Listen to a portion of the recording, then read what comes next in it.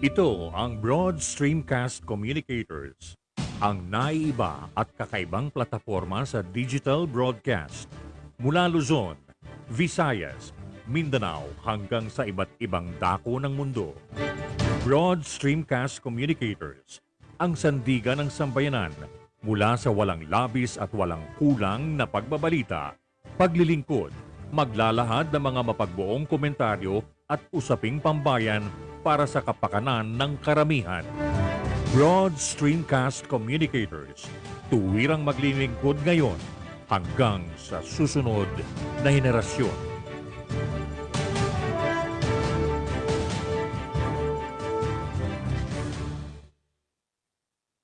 Your Honor, please.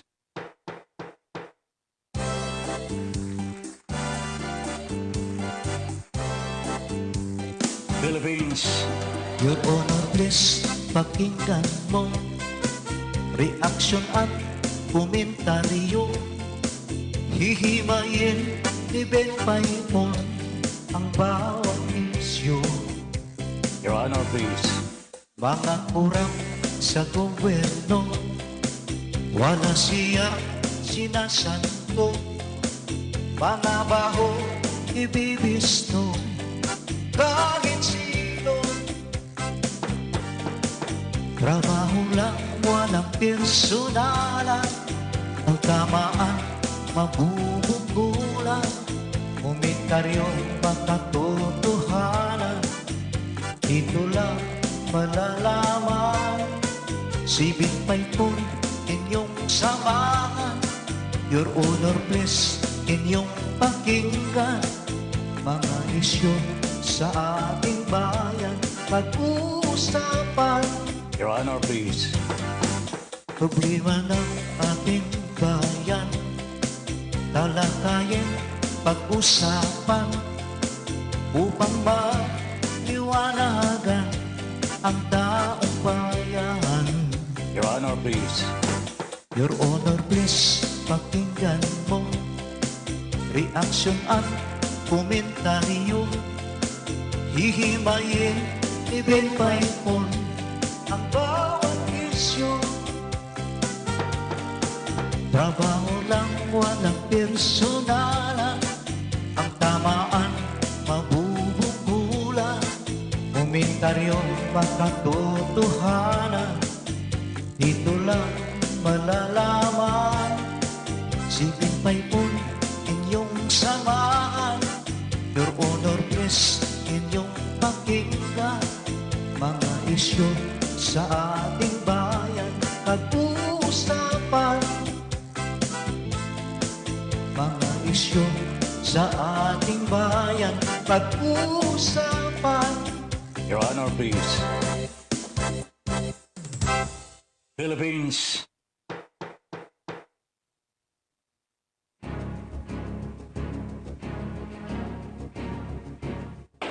Magkaiba man ang ating pananaw, hindi tayo magkaaway kailanman. Sa dulo, makikita rin natin ang tulay na siyang daan tungo sa pagkakasundo, pagkakaisa, at kapayapaan. Your Honor, please. Ben Paipon, the bridge commentator and broadcaster on board. Your Honor, please. In defense of truth, justice, and freedom.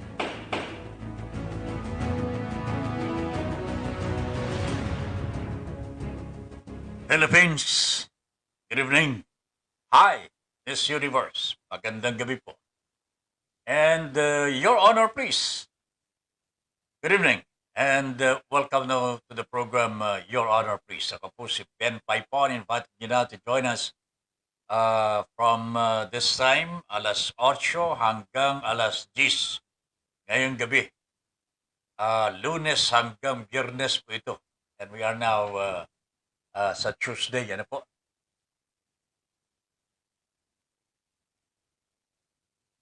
Medyo marami po tayong pag-uusapan ho sa gabing ito, mga kaibigan, sapagkat marami po ang nangyayari.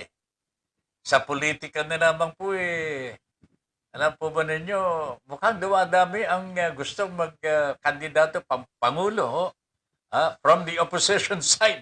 Ito nakakatakot ho pagka hindi nagkaisa ang oposisyon laban kay Mr. Duterte and his minions. Alagay ko ho, pupulutin ho ang oposisyon sa kangkungan, and that means kasama po si Ben Paipon. Nakakatakot talaga pagkano. Pero palagay ko naman ipanalangin na lamang ho natin. Dagdagan pa po natin ang panalangin na sana ho magkaisa ang nasa oposisyon. Ha? At magkaroon sila ng yung bang isang takbuhan lang ho para maibalik po ang sigla sa ating bansa. Where there is decency, where there is public service, where there is adherence to the rule of law. Mahalaga ho ito, mga kababayan. Adherence to the rule of law, yung bang paggalang sa mga karapatang pagtao, nawawala lahat ng mga ito eh. Kung magpatuloy po ang administrasyon ng mga Duterte ho, hanggang sa susunod na mga na termino ho, that will be 2022 up till 2028. Panginoon ko po. Katagal ho. Palagay ko maraming mangyayari na hindi kadais-nais pagka pinabayaan po natin na tumagal ang ganitong uri ng administrasyon. Kanya po, ako'y nakikiusap na dagdagan po natin ang kaalaman sa mga nangyayari sa ating bansa. I mean, talagang yung sarili ho natin pagsisikap na malaman po ang mga totoo. Malaman po natin ano ba talaga ang mga nangyayari. Magsimula tayo sa ayuda. Ano bang nangyari sa ayuda? Ayan. Pagka masagot natin ng tama ang ang nangyari sa ayuda, palagay ko magkakaroon na tayo ng kaisipan. Ano bang dapat natin gawin sa ganitong uri ng administrasyon? Di ba? So anong nangyari sa mga kapatid natin na pinagpapatay, mga katutubo na pinagpapatay, hinuhuli under the guise of concealing high-powered firearms and ammunitions. Katutubo? Meron pong taguan ng mga baril? Mga aktivista mga kababayan. Wala namang problema sa mga aktivista Nagpapahayag lamang po sila ng kanilang mga damdamin, which is guaranteed by the Constitution. But what happens to them? Pinaghuhuli po, pinapatay, at binabansagang komunista, terorista, kaya pinapatay. These are the things na dapat po nating itanim sa ating isip at gusto po ba nating manatili ang ganitong mga pamamahala. In the guise of secure the country, national security daw po. Hindi naman, wala naman pong kaugnayan sa criminality sa national security. Lalong-lalo ko, wala naman pong mga foreigners who are invading the country except communist Chinese.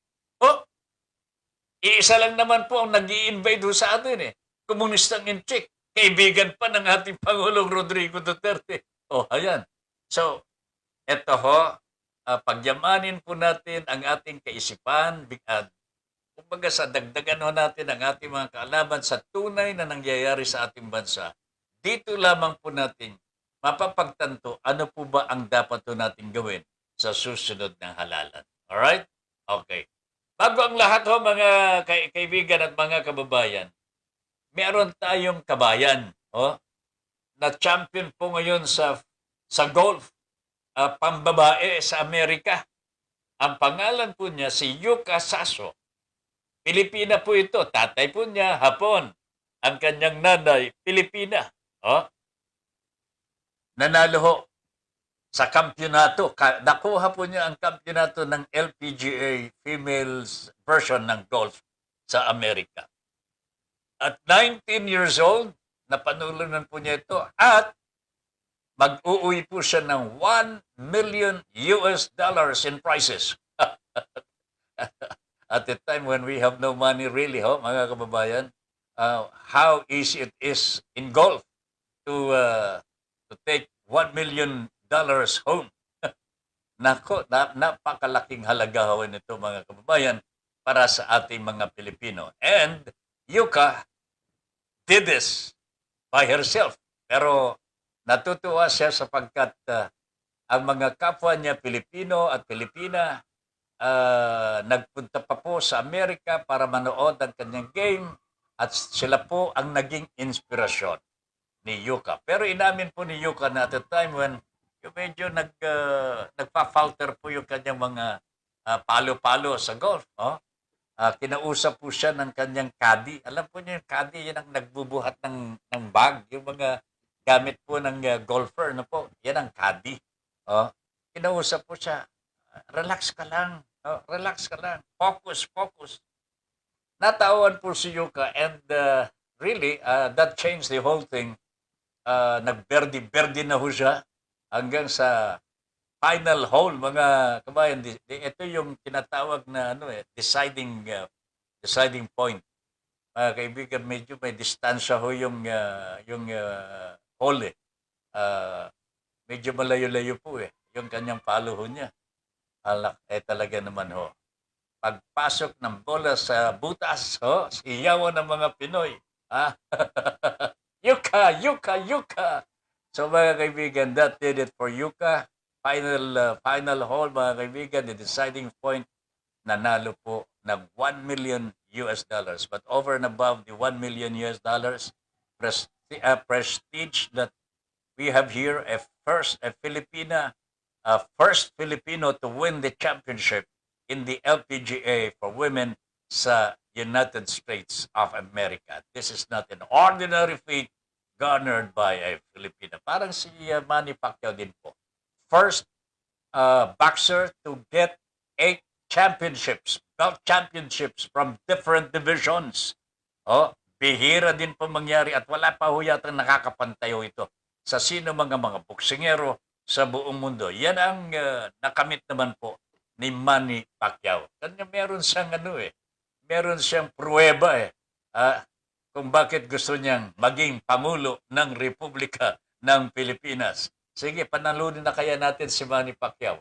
Susunod naman si Yuka. Ayos ba yan? Areglado ho, mga kabayan. Congratulations, Yuka Saso, sa kampiyonato mo. The first in the history in the Philippines where we have a Filipino champion sa LPGA Championship. Amerika po ito. At siya po ay papunta na ho sa Tokyo for the Olympics. At may bentahe po si Yuka sa kanyang mga kalaban ho dito. Alam po ba ninyo kung bakit? Kabisado po niya ang golf course sa Tokyo sapagkat naglaro na po siya dyan at nanalo na po si Yuka Saso.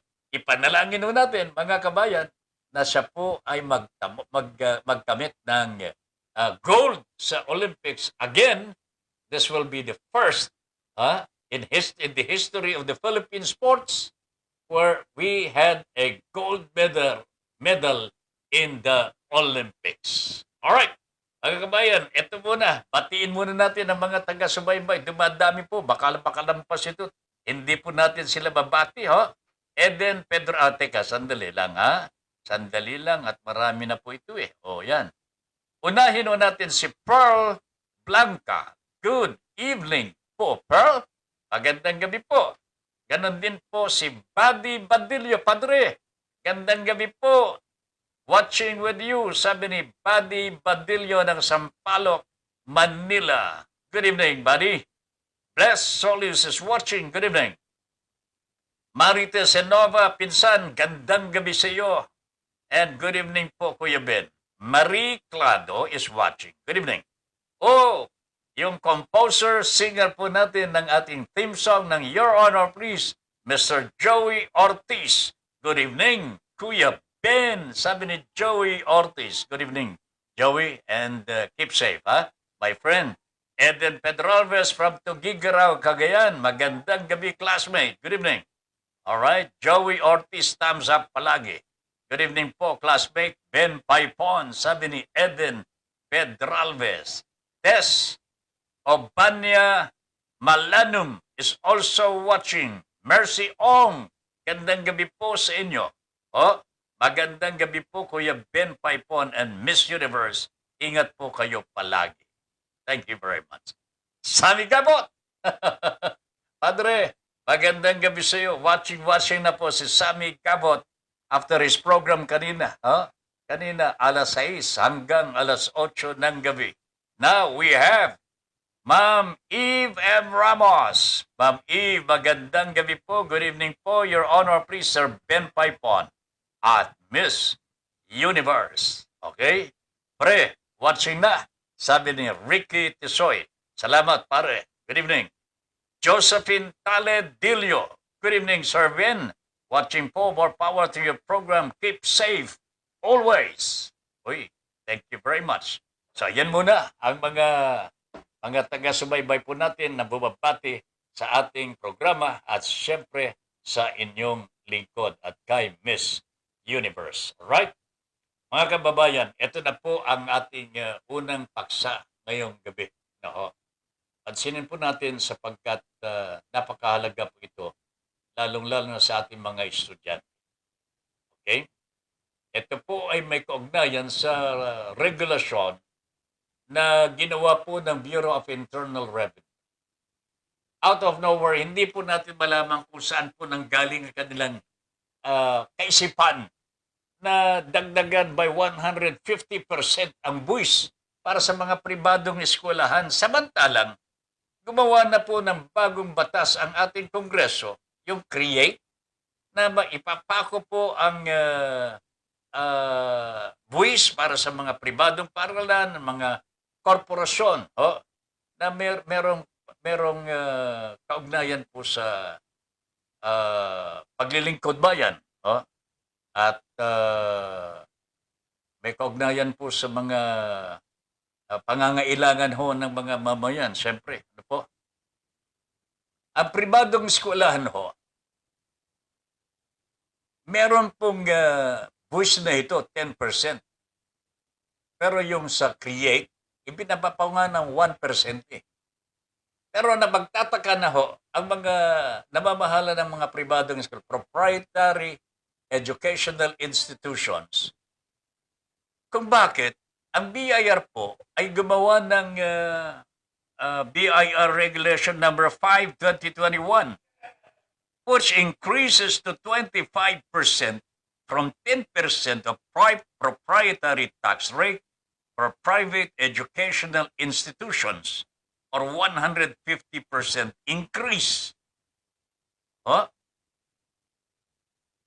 Saan po kinuha ng BIR itong kapangyarihan na to impose 150% tax increment? Hindi ko maisip po ito mga kababayan ho.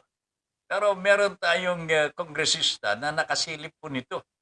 At naghain na po siya ng panukalang batas para to really specifically to correct the coverage. Ang kongresista po ay nanggaling po sa Cagayan de Oro City, si Congressman Rufus Rodriguez. Masakit ho ito kung hindi po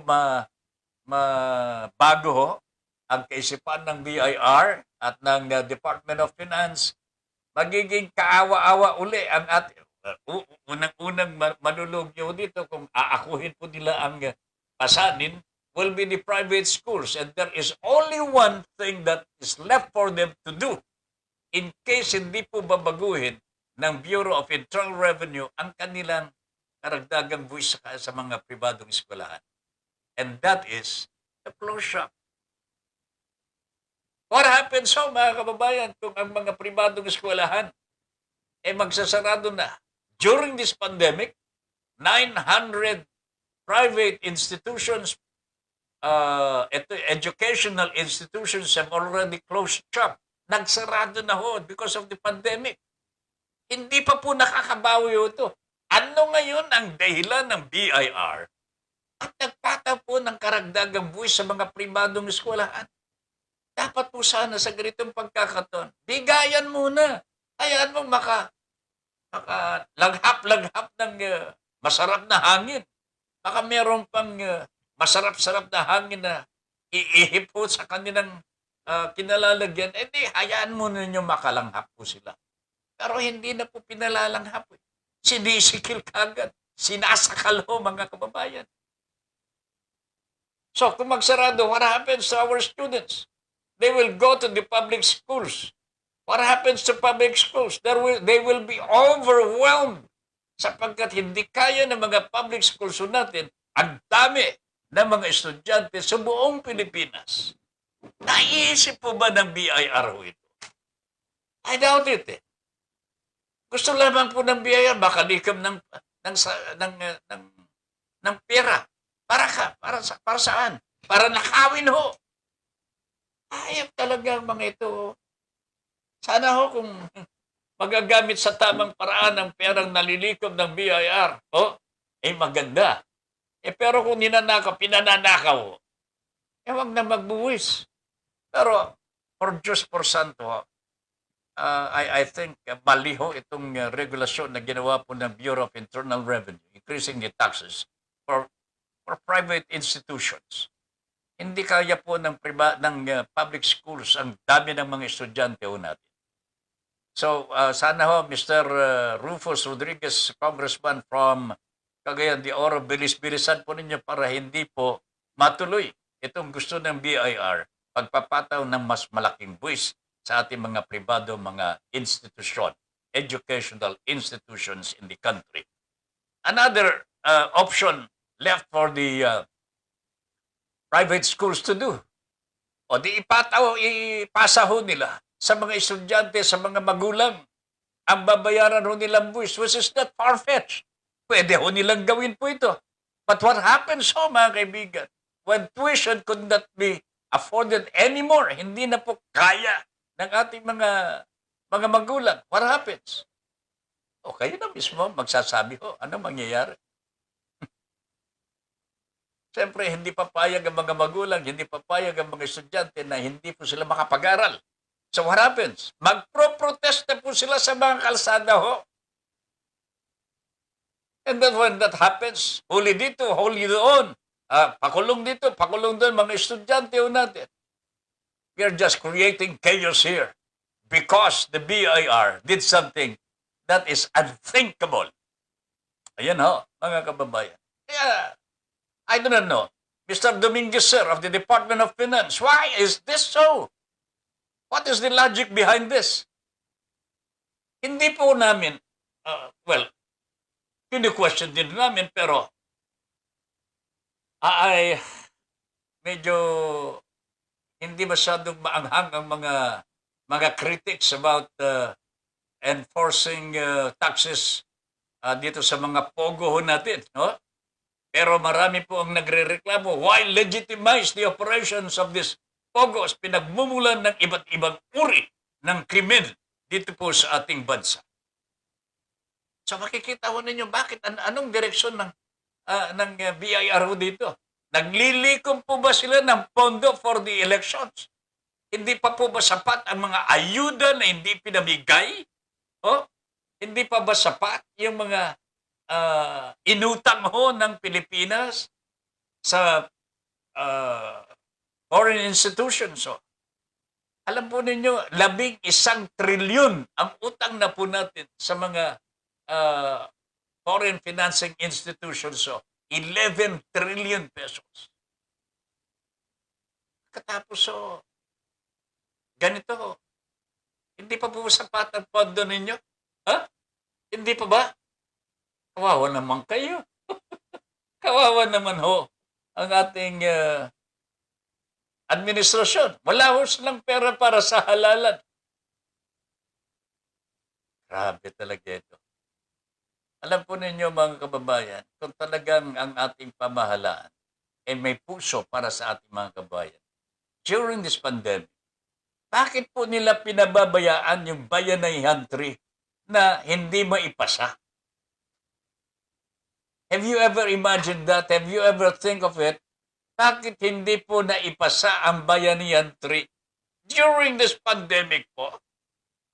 Why didn't the President, bakit hindi po sinertify ng Pangulong Rodrigo Duterte na urgent ang bill na ito sapagkat kailangan ng taong bayan?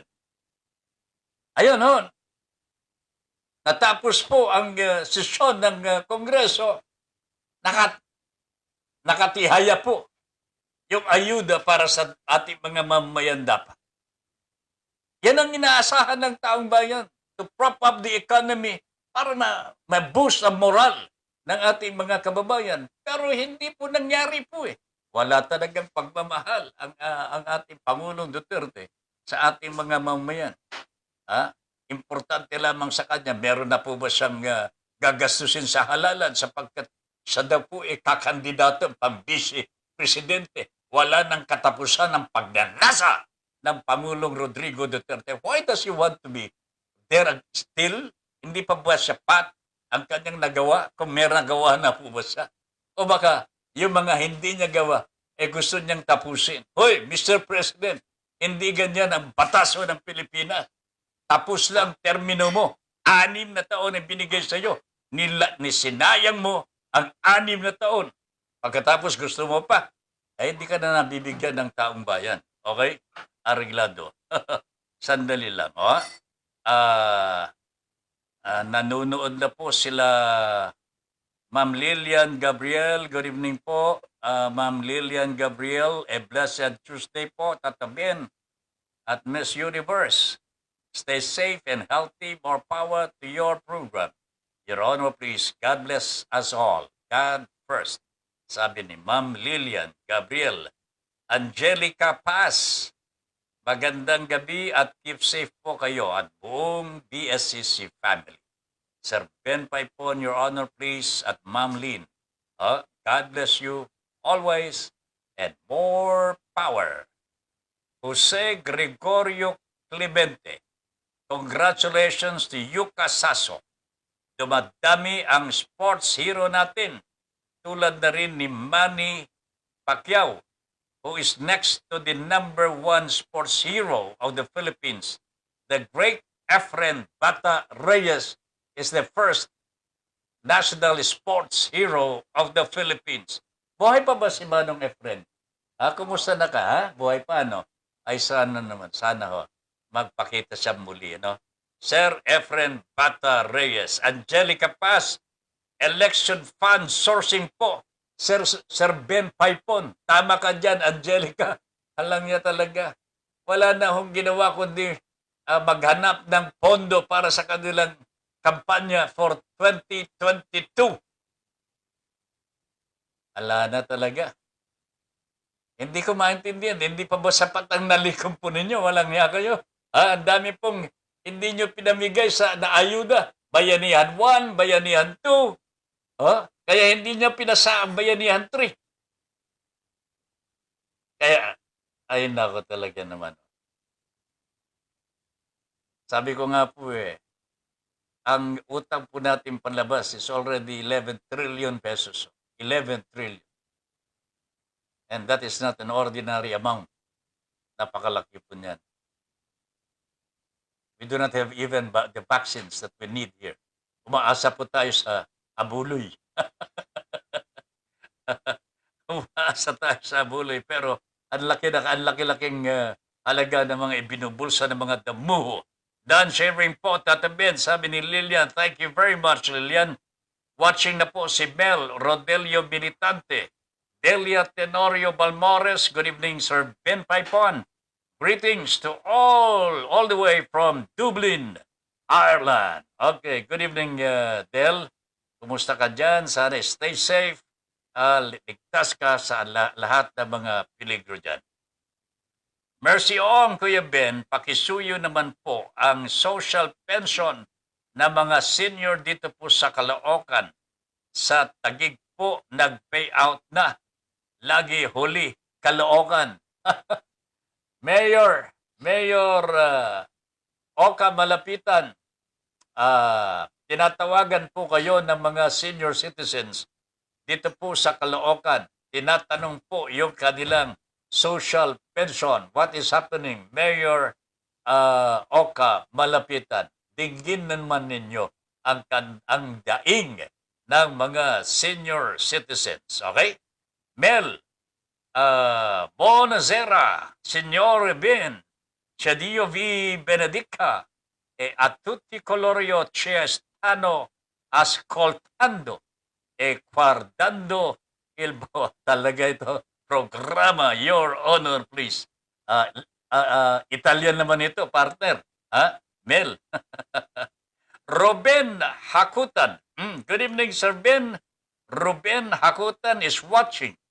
Expose all you know about the illegal activities of the present administration. Kung meron naman po magaganda, sinasabi namin, meron Meron magandang ginagawa through the Philippine National Police. At yan ang bubuksan natin mamaya. Pero, alam po ninyo, talagang naghahanap ako talaga ng magagandang ibabalita. Pero unfortunately, ala po Nakita ko lang ang mukha ni Senyor Harry Roque na nasisira na po ang araw ko. Hindi na ako makakain. Ang totoo niyan, Robin Hakutan. Thank you very much for watching. Good evening, Ben Hakutan. Alright, dito tayo mga kababayan.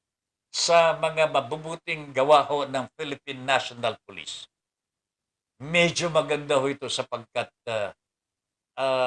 General Eliazar yan talaga naman. Napakalapit po ang damdamin po ng taong bayan kay General Eliazar sapagkat huling-huli ninyo yung kanyang sinseridad Huling-huli po ninyo, nakaka-relate ho tayo sa kanya. Kitang-kita po natin ang kanyang yung hangad na makapaglingkod ng tama sa ating mga kababayan. So ano po yung unang ginawa po niya? We have to acknowledge the firmness of the PNP Director General. First, ito po yung kanyang ginawa. Yung bang pagbibigay ng mga dokumento, mga records of drug operations that involved killing. Yung mga may patayan, yung may nanlaban, mga diskurso ng mga pulis, ibinigay na po sa DOJ. Kahit meron pang pagtutol ang Pangulong Rodrigo Duterte, hindi na po napigil ang PNP at DOJ na mag-imbestiga po dito sapagkat ang sinusunod po nila ngayon, hindi po yung sinasabi ni Mr. Duterte na baka meron daw kaugnayan ng drug operations sa national security. Natabunan na po yan mga kababayan sa desisyon ng Korte Suprema na sinasabi ng Korte Suprema ang drug operations ay walang kinalaman sa terrorism, national security, wala pong espionage, wala hong kinalaman ang drug operations dito. Ayan. So, maliwanag ho yun. So, tuloy-tuloy po yung ugnayan ng Philippine National Police at DOJ. Nagtutulungan po sila para mabigyan ng katarungan ang mga napatay sa pangalan po ng drug operations or drug campaign ng administrasyong ito. Umaabot na po sa, hindi ko alam kung kaano karami na hong namamatay. On record, 5,000 itong mahigit 5,000 po ang iniimbestigan. Ito yung mga may patay. Ito yung mga pinatay ho ng mga pulis sa panahon na sila po ay nagsasagawa ng drug operations. At that time po, mga kabayan, meron na hong body camera na dapat pong ginagamit na ng mga pulis pero hindi po nila ginamit. Kaya ito po yung pangalawa na magandang ginawa po ng Philippine National Police. That is why we would like to congratulate Director General and Chief of the PNP, General Guillermo Eliazar. Kahit papaano, meron tayong sangay ng gobyerno, tama ho ang kanilang ginagawa. So the body cam is now in operation po sa mga police operations, mga kababayan. Ha? Use of body cameras for police operations. Oh, ito po ay napakalaga. Maalaala po ba ninyo? Yung pinatay po dito sa Caloocan na teenager po yata, si Keith De Los Santos. Alam po ba ninyo ang sabi ng pulis nun? Lumaban nanlaban no eh. Mabuti na lamang po may CCTV po sa area. At lumabas po sa footage na ito, sa CCTV TV, si Kit De Los Santos po ay nakaluhod at humihingi po ng saklolo, wag po ninyo akong patayin. Hindi po ako drug addict, hindi ako drug pusher. Pero anong ginawa ng mga pulis? Apat po yata yung napatunayan na nagkasala ho dito. Oh, pinatay. Paano kung walang CCTV? At walang gumamit ng body cam? Ngayon po mga kaibigan, because of this and many others, body cam is now a part of the operations of the Philippine National Police. So, right now po, mga kababayan, 2,696 had been distributed to 171 police units. Meron na pong mga police na may gamit body cam para sa kanilang mga drug operation. These are all only exclusively for police operations, drug operations po mga kabayan. And another 30,000 body cams are on their way. Ito po ay meron ng request po dito for purchase. Bibili na po ang PNP ng karagdagang gadgets po para dito, body cameras for police operations. This will be delivered very soon. 30,000 more. These are for drug operations, serving of warrants of arrest and other sensitive security operations. Hindi po ba maganda ho yan? Sana ho, wala na ho tayong madidinig sa mga pulis na nanlaban ho eh. May baril po eh. Ngayon, kung sila po ay gumagamit na ng body cam sa kanilang mga police operations, walang dahilan na sila po ay magsinungaling. Sapagkat the picture, yung video, will tell the truth. Hindi po yung pulis ang magsasalita. That is the importance of the body cam. Okay? Hindi na po yung pulis ang magpapatunay na tama ang kanyang ginawa. Ang body cam ang magpapatunay. Ganon din po, kung mali ang ginawa ng pulis, ang body cam po niya ang magpapatunay na mali ang kanyang ginawa at meron siyang accountability. Alright? Ano mangyayari po kapag na-issuean po yung isang pulis, body cam? Napunta ho sila sa isang police operation, pinatay ang body cam po niya. Immediately ho, may kalalagyan po yung pulis na may dala-dalang body cam, pinatay ho niya. Yan po ito. Ano pa ang sabihin po niya? Palagay ko ho siya po nagsisinungaling na yan. Okay? Maliban lang kung inaamin po niya na siya po ang pumatay, na walang kadadahilan, walang problema. Pero kung magsisinungaling ho mga kababayan, the mere fact na pinatay ang body cam is something already that he should prove to all people, including the higher-ups of the Philippine National Police. Okay, so mga kaibigan, magandang gawa ho ito ng Philippine National Police. That is why gusto ko po sana pasalamatan naman ho natin itong si General Guillermo Eleazar sapagkat hanggang sa mga sandaling ito, tama po ang kanyang ginagawa at makakatulong ng malaki sa ating peace and order. Okay? At yung kumpiyansa ng taong bayan sa pulisya, nandyan na po, bumabalik na ho. At sana po huwag nang madudumisan ng mga scalawags sa police department. Okay? Sana po. At yung mga matitinong namang mga pulis, baki-isa na ho kayo. Alam po namin na mas marami pong matitinong pulis kaysa mga scalawags. Unfortunately, naghahari po mga scalawags sapagkat ang mga matitinong pulis ay wala pong kibo. Meron tayong kasabihan sa wikang Ingles, and I always recite this in every time we have programs at kailangan sabihin nun natin. The only reason why evil triumphs in this world is for good men to do nothing. O, yun ang sinasabi ho natin. Kung sino pa yung mga matitino, siya po ang nagsasawalang ibo. Hindi yata maganda ho sa ating lipunan yan. Ha? Uulitin ko po, i-memorize na rin po ninyo and recite this every time you go into places where there are discussions tungkol sa ganitong usapin. The only reason why evil triumphs in this world is for good men to do nothing. Lynn Aguila is watching. Lynn, magandang gabi po. Good evening. Ganon din po kay Bell.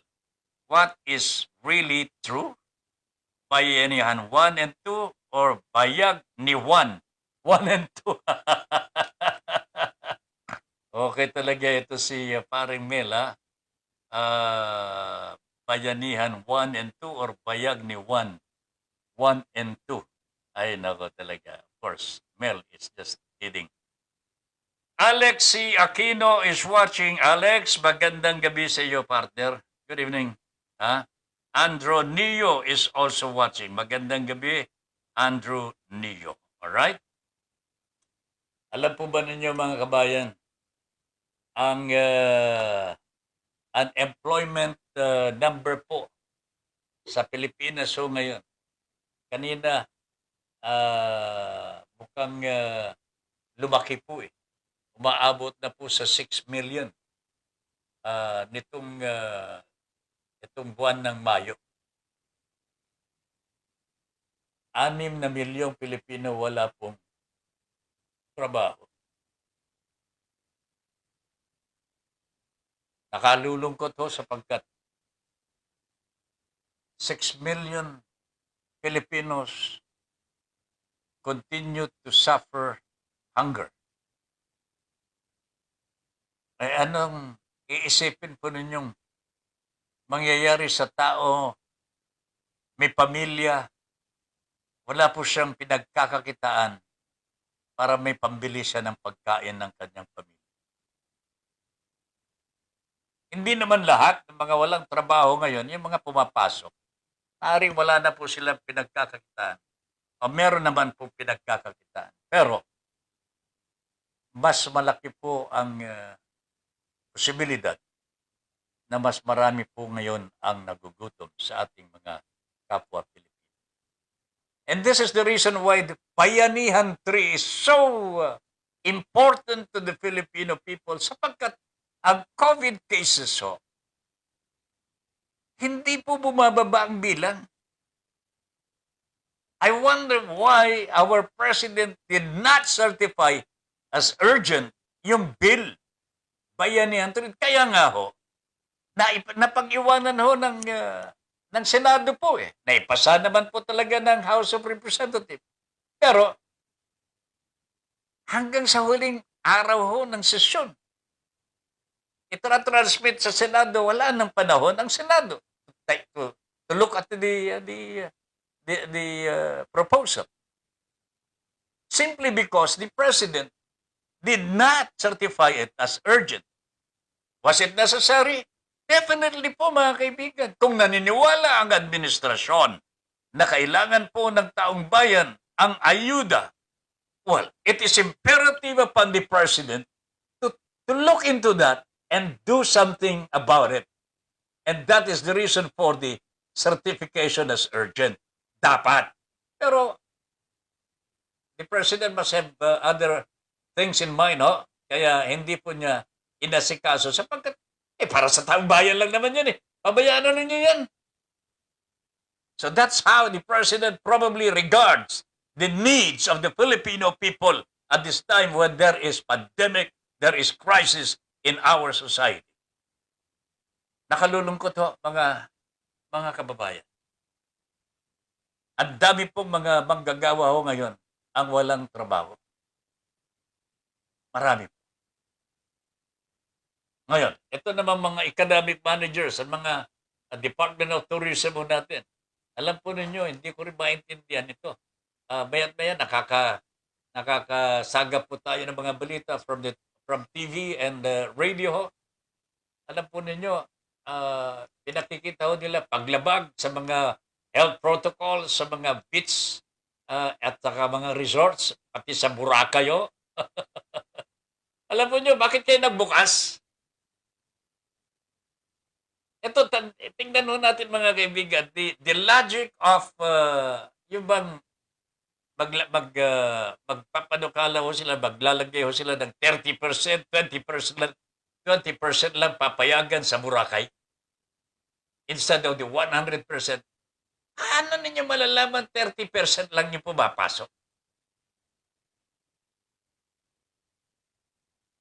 Hindi po, meron tayong naririnig na, ay nako, pinepeke ho nila yung kanilang mga gamit, yung mga swab test and so on and so forth. Ilan po ba namimik eh? Mga 2, 3 siguro, 4, 5. Okay? Pero yung pumapasok dyan eh, daan-daan ho eh, mga kababayan eh. Bakit? Nagluluwag na po ang tourism department para daw po magkaroon na hanganap buhay ng mga tourism workers. Now, paano mapipigil ang tao na pumunta ho dyan? Binuksan ho ninyo. Mapapauwi po ba ninyo yung mga magpupunta dyan sa Boracay? Nag-aeroplano ho sila. Pagkatapos may kanya-kanya ho sila mga sasakyan, papunta na ho dyan sa Boracay. Pag nagdidiskarga na ho sila, nandyan na po sila sa beach. Pauuwin po ba ninyo sila? Kung sila po ay nagkukumpulan na. Oy, sasabihin po ng barangay chairman, ng mayor, oy, 30% lang papayagan namin dito. Bakit dumami ho kayo? Sira ulo. Bakit? Paano mo ngayon mabibilang yan? Mabuti sana kung yung parang resort lang na pwede ho pasarado ka agad eh. Pero yung katulad yan, Boracay, paano mo pasasarado yan? Paano mo papauwi yung mga tao na dumadagsa po sa resort? I think that, ngayon, sa Batabungkay po, sa Batangas lang ho ito. Binuksan na po eh. Binuksan na po yung mga beach resorts. How can you stop the people from going there? Binigyan po ninyo ng kapahintulutan. May mga requirements, nagawa naman po nila mga requirements po nila. Pero ang problema, dumami talaga. At wala ng social... Do you think you can still maintain social distancing sa mga beach resorts? Kalokohan na ho ito, mga kaibigan. Common sense lamang po yun. In other words, meron po ba talaga ginagawang pag-iisip ang mga nasa tourism industry ho natin, tourism department ho natin, to control the crowd in these beach resorts? Meron po ba talaga? O wala na? O gusto lamang ho ninyong kumita na? Para kumita na po yung mga establishments po ninyo. Yan naman po mga economic managers. Ito po yung mga may business po. Yan po ang mga nasa gobyerno ho natin. Yung mga namamahala sa ekonomiya ho natin. Ito ho yung mga may negosyo at sila po mismo ang gustong buksan na po ang mga negosyo dito sa ating bansa. Despite the fact na meron pong COVID pa at lumalala ho. Dapat ito pag-usapan ho natin mabuti ito mga kababayan. Nandyan po sa IATF, sino-sino po ba ang gusto na buksan na natin ang ekonomiya? Mas malakas ho ang tinig ng mga economic managers po eh. Bakit? Sila ho ang merong negosyo eh. Sila po ang may negosyo. So pinangangalandakan nila, magbukas na ho tayo. Pagkatapos magagalit ho kayo pagka wala ng social distancing. Nag-iinuman na ho dyan, o kaya dumami po ang tao sa mga beaches. Pinayagan ninyo eh. Walang iya talaga. Naglulukuhan lamang ho tayo dito, mga kababayan. Hindi ko maintindihan ito eh. Sa Batabungkay, ang dami pong mga nagpunta sa Batabungkay. Pero bakit daw sila nagpunta? Di po ba binuksan? Limitado lang ha. Paano nyo malilimitahan ngayon yan? Sino yung nag-apply? Sino po yung may swab test? Lahat po sila merong requirements ho. They can present documents na wala na silang COVID kuno. Pero, totoo ba yan?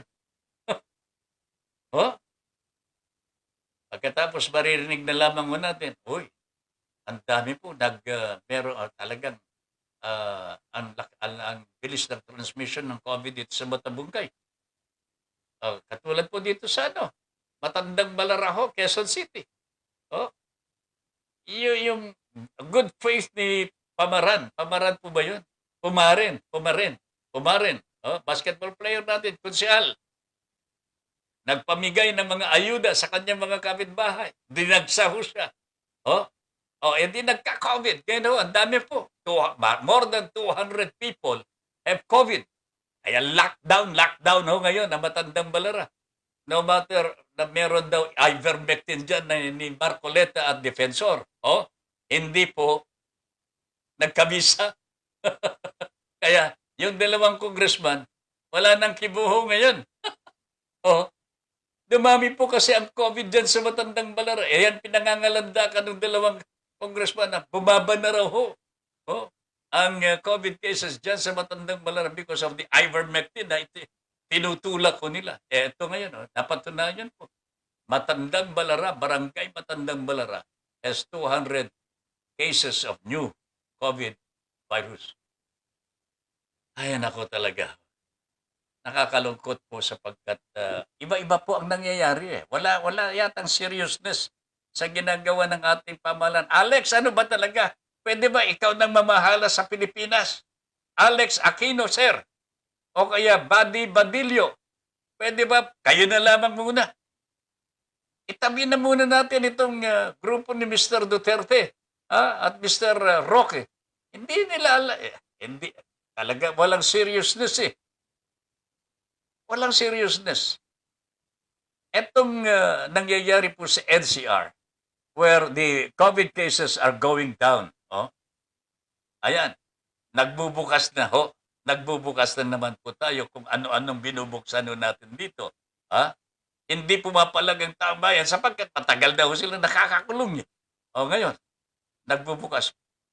Tandaan ninyo, hindi pa po marami ang nababakunahan. 5% or 4% of 5% pa lamang po ang nagkakaroon po ng bakuna at hindi pa po ganap na nabakunahan ang taong bayan. So, how many is left? 85% of the total population of the Philippines is susceptible to the virus. Matakinunan niyo yun, mga kababayan.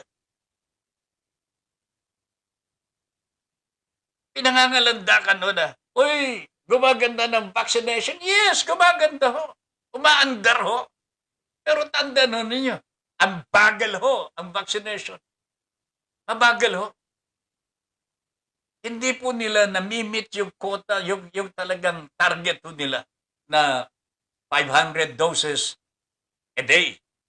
Ang nagagawa lamang po ay 100 to 200,000. So mabagal ho. Mabuti ngayon, medyo siguro bibilis naman po ng kaunti sapagkat dumarating na po yung ibang mga bakuna na kailangan natin. Pero until the time na kumpleto po ang bakuna at tuloy-tuloy ang vaccination, maybe makaka-relax na ho tayo. But even then, for as long as we have not met the herd immunity, or at least 50% of the total population inoculated already of the vaccine, wag ho tayong pakampante. Pwedeng mag-rest back ho eh. Naranasan na ho natin yan eh. Tandaan nyo, Metro Manila, 2 beses na pong nag-surge ang COVID virus dito sa atin. Ngayon, bumababa ng konti. Pero, napunta sa iba. Okay? Pero what will prevent that virus from coming back to the National Capital Region kung hindi po tayo mag-iingat? Kung palagi ho natin susundin mga economic managers, invested interest po nila ang kanilang pinangangalandakan ho mga kababayan. I'm not saying na hindi maghahanap buhay ang ating mga kababayan. Pero bakit hinuhuli ninyo mga trabahante ho natin na bakunahan? They are the super spreader ho sapagkat silang lumalabas ho eh. O bakit ngayon? Nahuhuli po sila. Ngayon lamang po ninyo ginagalaw ang ating mga manggagawa. Sila po ang nag-spread, sila po ang nagtra-transmit ng mga virus eh. Silang lumalabas eh. Sila na may contact sa iba eh. Pero bakit ho? Silang hinuhuli ho natin. Kung gusto pala ninyong magluwag-luwag na ho, eh bakit hindi yung mga manggagawa ang bakunahan ho natin? Oh? Bakit po yung inuuna ninyo mga bata? Bakit? Nagtatrabaho na ba yung mga bata? Ano ba ito? Oh, mga kababayan. Jose Ramos Tabifranca. Good evening, Sir Ben. Your Honor, please. Hope you're in good health. Stay safe. Take care. More power. God bless. Sabi ni Mr. Jose Ramos Tabifranca. Thank you very much, sir. Alex C. Aquino, Padre. Kumibo ka naman dyan, pre. Tulungan mo ako dito. Mercedes Ong. Dapat, Kuya Ben, tumakbong Pangulo si Sir Mel. Bakit? Kasi masyado siya batalino para magkaroon naman ng saysay ang mga comment niya. Iboboto ko siya at ng family ko. Ayan, si Ma'am Mercy Ong. BBM, meron ka ng botante dito sa Caloocan. Ha? Problema nga lang, kailangan niya ng social pension muna ha? Para makapunta siya doon sa voting precinct. Okay. Ma'am Mercy, thank you very much. Mel, I didn't do all of them, but I witnessed how reprehensible, stubborn, and selfish the other policemen were because I live where there are many policemen. Oh, marami pong mga pulis doon sa tinitirhan ni Mel. Kaya alam po niya ang mga nangyayari sa mga pulis. Nawi-witness ho niya kung ano ang mga kalukuhan ng mga lespo ho natin. Pero alam niyo mga kababayan, tulungan po natin si General Eliazar because this man, I think, has the good heart, good intentions, noble intentions indeed, para mapaganda po ang peace and order ho natin. Yung ba talagang sumunod ang mga pulis sa mga regulasyon na pinaiiral at huwag po nilang gagamitin ang kanilang kapangyarihan to silence dissent or to silence those who are to have grievances. Dapat payagan ho sapagkat yan naman po karapatan ho ng taong bayan to air their grievances against the government. Di ba? Meron po tayong batas na saligang batas na nagtatandaan na po niyan. May karapatan po ang tao na magpayag ng kanilang damdamin laban sa administrasyon. Malu Fernando is watching. Malu, magandang gabi po. Good evening, Malu. Namimiss ka namin, ha? Thank you very much. Good evening. Josephine Roquero is watching. Good evening, Josephine. Ma'am Jo, good evening po. Magandang gabi po. Eve M. Ramos, Sir Ben, napakalayo po ng difference ng lockdown dito compared to our country. Nag-lockdown po ang Guangzhou last week pa.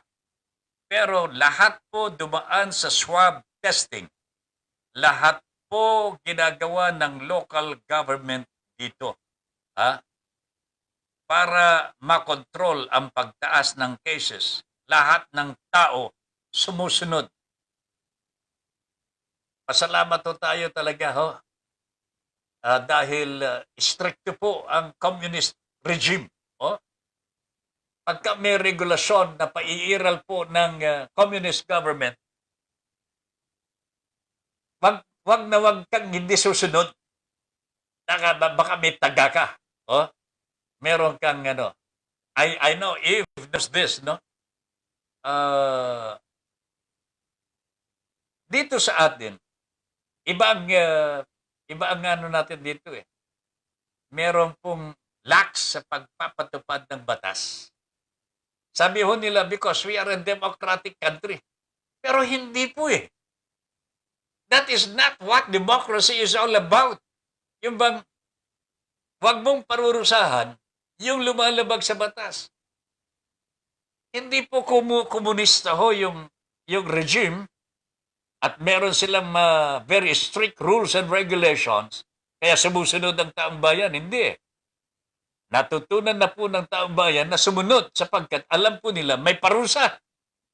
At alam naman po nila na meron pong kabutihan ang sumunod sa batas. Dito sa atin, iba po eh. Alam po natin na may batas, may protocols, health protocols. Marami po sa atin sumusuway eh. Bakit? Eh, mismong government officials sumusuway eh.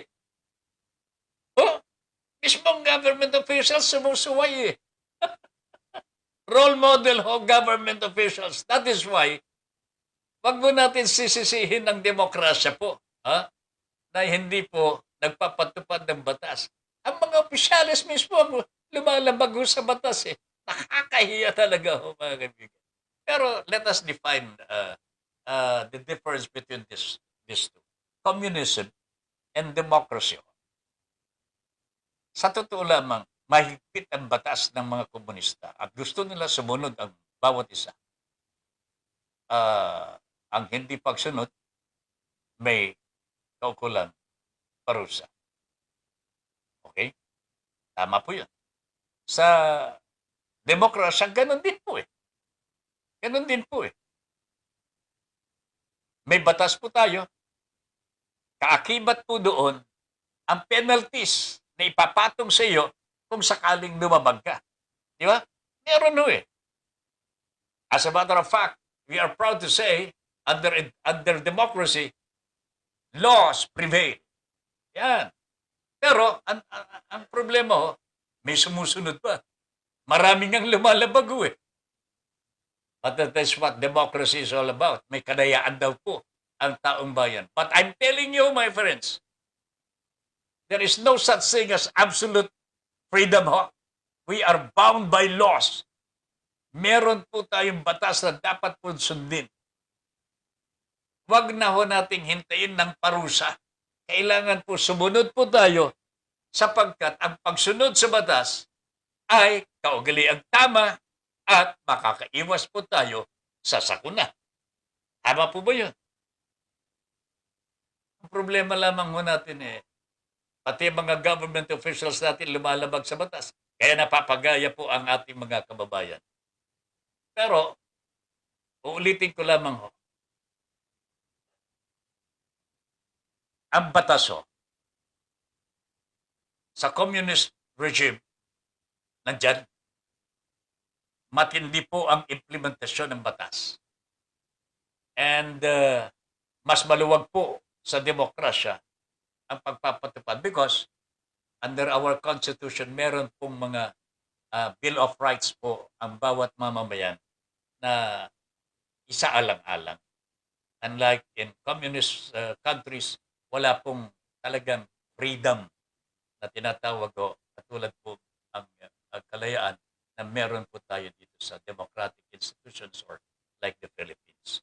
Sa komunistang China, ang hindi pagsunod sa kautusan ng kaharian ay may katumbas na kaprusahan at kuminsan po kadalasan kamatayan. Kanya ang taong bayan talaga sumusunod sapagkat ayaw nilang mamatay. Okay? Matindi po ang execution po dyan. Matindi po. Wala pong kalayaan at walang pagpipilian po ang taong bayan. They cannot even complain. They cannot even complain. Unlike in democracies, we have the right to complain. We have the right to challenge the authorities pagdating ho sa karapatang pagtao. Di ba? Ganun lang naman po yun. Pero sa komunistang rehimen, alahong ganyan. Kanya, ang tao bayan, ang tao sa communist countries, so, mga kababayan, wala po silang kalayaan. Wala po silang kalayaan. Iyan ang pagkakaiba ng demokrasya sa komunista. Kanya dito po sa Pilipinas, pagka pinasok ko tayo ng mga komunistang in-check, papayag po ba kayo?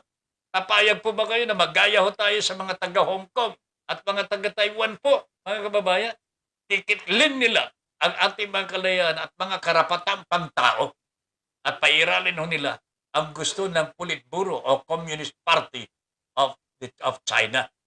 Ayan, wala pong kalayaan sa isang rehimeng komunista. Okay? Areglado. Yung sinabi po ni Eve Ramos, tama lamang po yun. Pagka ang pangangailangan ho kalusugan na, katulad po nitong COVID na ito mga kaibigan. Pagka sinabi naman po ng ating IATF na lockdown muna, huwag mo nang lalabas. Huwag po tayo magpupumilit sapagkat ang tatamaan nito hindi naman po yung mga nasa malalayo eh. Tayo ho na nakatira po sa may lockdown. Masakit ho nito pagka nakalabas ka, pati yung walang kinalaman sa COVID sa ating lugar, makamahawa pa. So, ito po ay napakahalaga na sumunod ang taong bayan sa mga protocols, especially in a lockdown, mga kababayan. Huwag na ho tayo magpupumilit na sumuway sa mga kautusan ng ating pamahalaan. Huwag na po nang intindihin kung ito mga opisyalis ho natin ang hindi po sumusunod.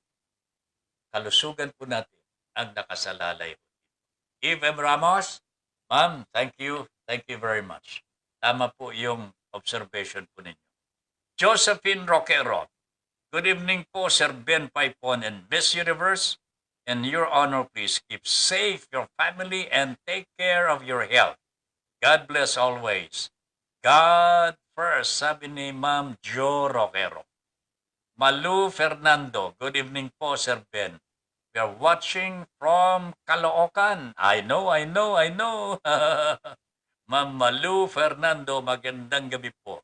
As I've said earlier, na-miss po namin kayo. Okay? Mel Rodelio Militante, just a correction. Ma'am Mercy, I'm not a very smart person. I'm just a wide reader. Wow! Pero you are intelligent, my friend. Huh? Yan ang sinasabi ni Ma'am Mercy. Marami kang nalalaman eh. Dahil po yan sa pagiging wide reader ni paring Mel. Okay? Pagka wide reader ka, mas marami kang nalalaman. I think that is one of the reasons why there are broadcasters who succeed as broadcasters because they are wide readers. Marami silang napupulot ng mga balita. Inihimay po nila sa sarili nila bago nila isa publiko ang kanilang mga pananaw. Di ba? May mahalaga ho yun. Dapat po ninyong maintindihan ito. Lalo-lalo na po yung mga nagbabalak maging broadcaster. How to become a successful commentator. Paano ho magiging komentarista? Gusto ba ninyo maging broadcaster ho? Meron po akong ginawang YouTube channel, pero marami pa tayong gagawin. Hindi pa po tapos. Pahapyaw pa lamang ho yun. Dadagdagan natin sa mga darating ng panahon. Sundan po na yung YouTube YouTube channel ni Ben Paipon. Ben Paipon po ang pangalan ho ng YouTube channel ho natin. Doon ninyo makikita yung mga comments po natin, mga tips po natin. Gusto nyo maging broadcaster, may mga issues na tinatalakay po natin dyan. Sundan po ninyo. And kung pamarapatin naman po ninyo, like and share and subscribe our YouTube channel. Okay? Areglado. Okay? Mel, just a correction. Ma'am Mercy, I'm not a very smart person. I'm just a wide reader. Talaga naman, ang humble naman. The guy from Calamba is full of humility. Padre. Jose Ramos, Tabi Franca. Good evening, Sir Ben. Ang kinakatakutan mi pag tuloy-tuloy ang pandemic na ito kung saan na tayo pupulutin Dahil yung iba sa atin ngayon ng titinda na lang ng sariwang laman dahil sa kahirapan. Anyari, sir, sa atin, just only asking. Matindi ho ito, ha? This is the observation of Mr. Tabi Franca, ho, mga kababayan. Nagtitinda po ng sariwang laman. Anong ibig sabihin po nun? Hindi na po karne ito, mga kababayan. Hindi na. Sariling laman.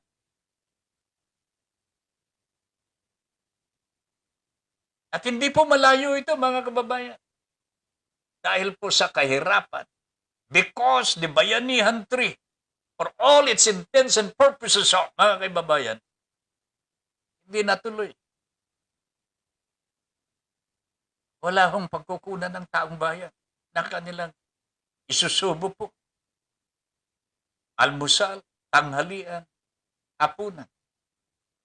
Eh kung hindi po sila gagawa ng paraan, labag sa kanilang kalooban, labag sa kanilang kalooban. Pipikit na lamang sariling laman ang ibinebenta. Napakalungkot. So sad. Dahil ito ang nangyayari. Dahil po sa kapabayaan ng administrasyon na ito. Why don't we blame? Bakit hindi po natin sisihin ang administrasyon? They have the power to reverse the situation po. But they are not doing what they are supposed to be doing. Meron silang paraan po eh. Bakit? Kinakapos po ba tayo ng pera? Ang dami nilang pera eh. Bakit hindi po may pamigay sa taong bayan? So meron silang pinaglalaanan na hindi po para sa taong bayan. Hindi po para sa inyo. Wala kayong kakwenta-kwenta. Po. Yan ang nakikita ho natin. Nakaisipan ng administrasyon na ito. Nakalulungkot po, mga kababayan. Ang pandemya ay nagkataon, papalapit ho ang eleksyon. Inaatupag po, inuuna po ang kanilang sariling kapakanan. Ang kanilang gagastusin po sa eleksyon. Wala kayong kakwenta-kwenta ngayon para sa mga politiko. Naintindihan po ba ninyo yun? And they will do the same. Pagkatapos na sila po ay manalo. They will not know you anymore again. Hindi kayo kakilala. Pagkatapos kayong pangakuan. Sana ho, ito'y karanasan na po natin pare-pareho ito, di ba? Yung iba, nagbabago ho. Pero kakaunti. Sana ho, dadami pa po ang matutunan po ang mga karanasang hindi dapat maulit pa. Ang kainaman po sa tao ho, ito tandaan po ninyo ito. Biniyayaan po tayo ng Panginoong Diyos na malaman po kung ano kung saan tayo nagkamali at kung ano ang dapat po natin gawin pagka tayo ay nagkamali. Meron tayong faculties to do that for ourselves. Okay? So when we err, kung tayo po ay nagkamali, biniyayaan po tayo ng ating Panginoong Diyos ng paraan para malaman po kung ano yung pagkakamali natin. Ang taong makadiyos, ang taong merong sariling pag-iisip na naaayon sa kalooban po ng Panginoong Diyos ay magsisisi sa ginawa po niyang pagkakamali. At, and this is what is important, i-rectify po niya yan. Aayusin po niya kung saan siya nagkakamali. Itutuwid po niya kung saan po siya nagkakamali. Yan ang kainaman sa isang tao na wala sa mga hayop po, mga kababayan. That's how God loves us, human beings. Okay? Tandaan po ninyo yan, Elsa Bandoles Obana. Good evening po, Tata Ben. God bless po, always. Salamat po, Ma'am Elsa. Good evening po. Sir Ben, sabi ni Mr. Tabi Franca, ano na ba ang nangyari sa power supply natin? may balita next year daw, magkaroon ng series of brownouts. Itataon po ba yun sa national election? Nagtatanong lang po, sir. Ayun ako, natatawa ako sapagkat pipilitin ho ng administrasyon na ito na magugulo ang kaisipan ng taong bayan para wala silang maiisip kundi, ito na nga lang uli. Yan na yun eh. Kasi pangangakuan na naman ho tayo eh. Mangangako ho, huwag ka na mag-brown out. Hindi. Naku, Panginoon ko po. Basta tandaan na lamang po ninyo ito, mga kababayan. Come what may, let us not allow this administration to go on. Wag na ho sana. Please lang. Maawa po kayo sa ating mga susunod na salindahi. The next generation is our children. Ito yung mga anak ko natin, mga apuho natin. Wala nang ibang susunod sa atin, kundi po yung mga sarili nating lahi. Sarili nating mga anak. Sarili po nating mga apo. Wag ho nating hintayin na balang araw magre-reklamo po sila sa atin. Lolo Ben, bakit wala kayong ginawa ng panahon ninyo? Hindi mo naman po pwede eh. Ang lakas ng power ni Digong eh. Wala akong magagawa eh. Ako lang mag-isa eh. Hindi maniniwala ang mga apo po natin. Ang dami natin mga Pilipino. Kailangan magkaisa po tayo. Kailangan magtulungan po tayo. Kung gusto natin guminhawa ang buhay po natin pare-pareho, let us do our share. Let us fulfill and perform our responsibilities to the best of our abilities. That is the only way to fight evil. Do something good. Do what is right. Wag ho tayo gagaya sa ginagawa ng mga tarantado na. Diba?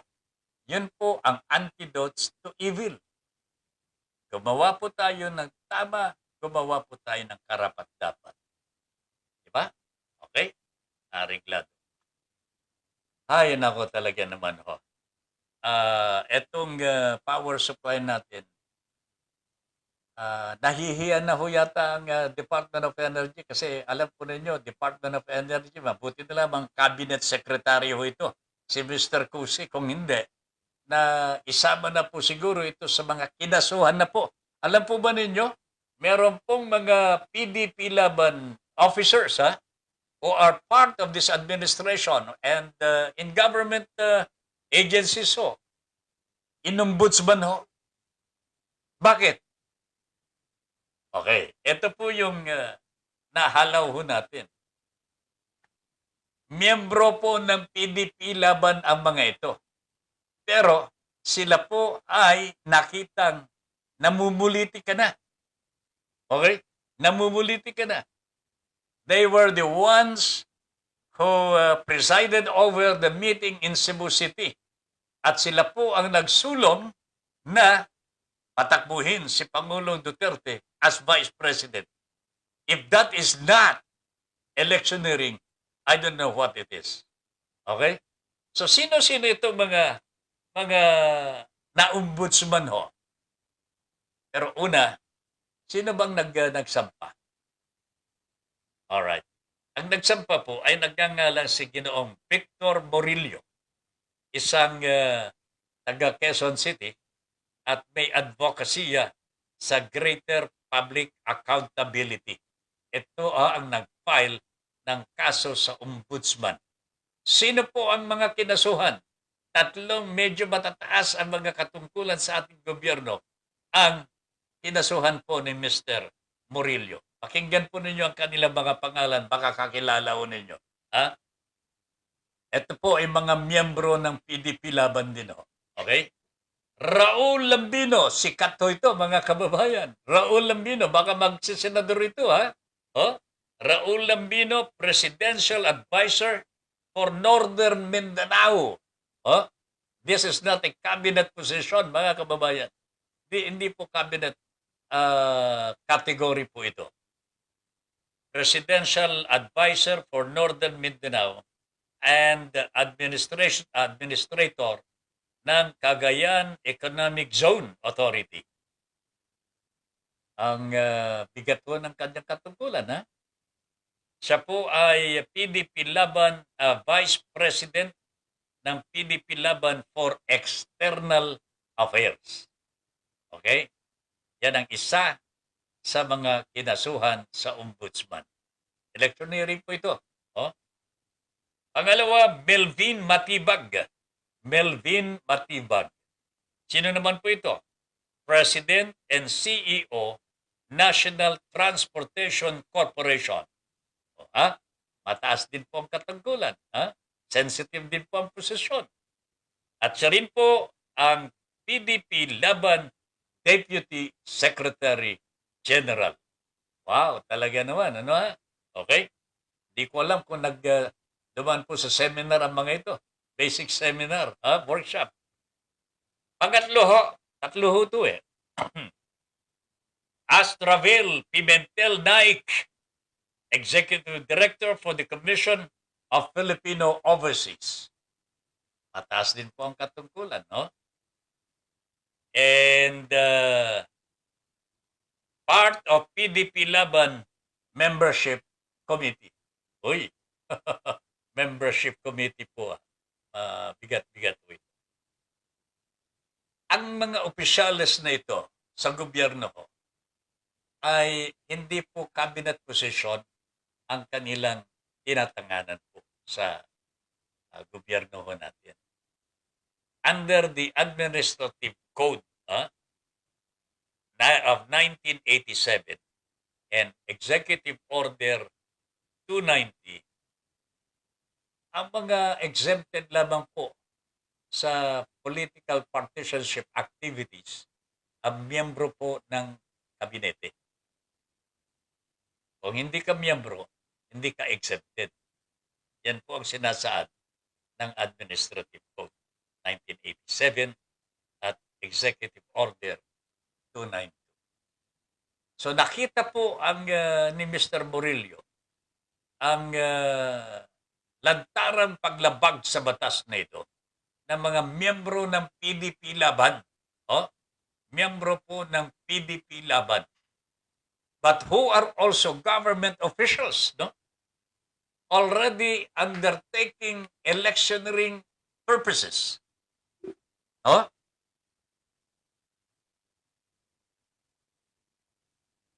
Hindi ko alam po kung si Mr. Murillo ay miyembro din po ng PDP Laban. I wish you were. But nonetheless, siya po ay may advocate for greater public accountability. Which means, itong mga opisyalis na ito, ba't hindi po sila nagko-concentrate, nagpo-focus sa kanilang mga trabaho? Sila ho ang nagsulong sa kandidatura ni Pangulong Rodrigo Duterte. Ito naman si Pangulong Duterte, hindi man lang inabisuhan ng mga kasama ho niya, hoy, wag kayong gagawa ng ganyan, labag sa batas ho yan. Why? Because pabor sa kanya eh.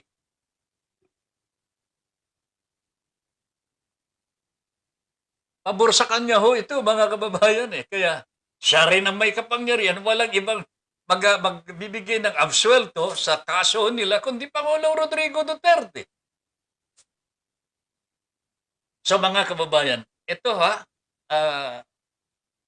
subaybayan po natin ang kasong ito sapagkat unang-una, this is a challenge to the authorities now running the country today. Patitigil ho kaya ang investigasyon ng ombudsman because public officials here are involved and they are very close to the president.